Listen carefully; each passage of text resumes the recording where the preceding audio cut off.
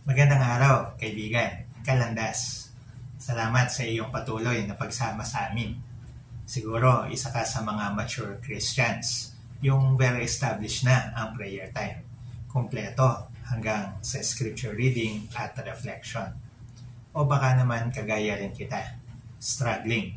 Minsan mahaba ang oras sa pagdarasal, pero madalas paspasan dahil naghihintay na ang trabaho o ang mga anak na kailangang asikasuhin. Salamat at pinakikinggan mo ito. Huwag kang mag-alala. Huwag kang mabalisa. Mabilis lang ito. Basahin natin at pagnilayan ang Ebanghelyo ngayon mula kay San Lucas.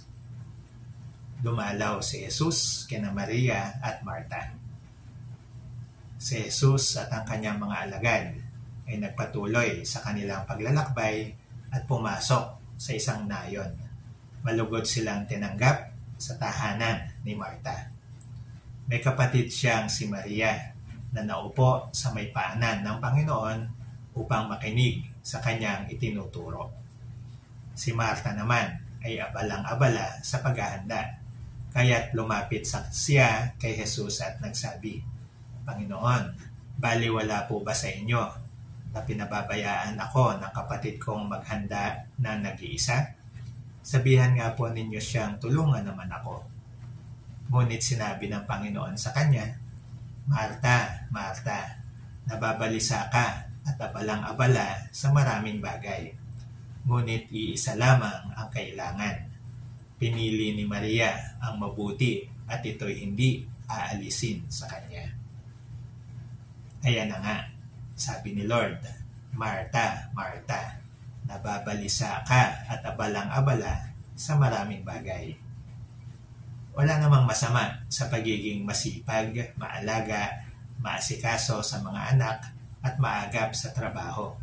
Pero ang hindi maganda ay ang maging balisa, aligaga, yung sobrang busy at wala ng panahon upang manahimik, mapirmi at makinig sa Diyos. Ito ang tama, ang mabuti. Ang pinili ni Maria na sabi ni Jesus ay hindi aalisin sa kanya. 3 puntos kung bakit kailangan nating maglaan ng oras upang manahimik, mapirmi at makinig sa Diyos. Una, ito ay pagpapakita ng lubos na pagtitiwala sa Diyos at hindi sa ating sariling kakayahan at kaalaman. Sabi nga ni Gary V sa kanta niya, Trust in you with all of my heart. Lean not on my own understanding. Ikalawa, sa ating pananahimik, doon natin maririnig ang Diyos. Mahirap marinig ang Diyos kung lagi tayong attack mode. Humihingi ka ba ng sagot sa ilang tanong? Meron ka bang dinidiscern? State of life, trabaho, pagmamigrate.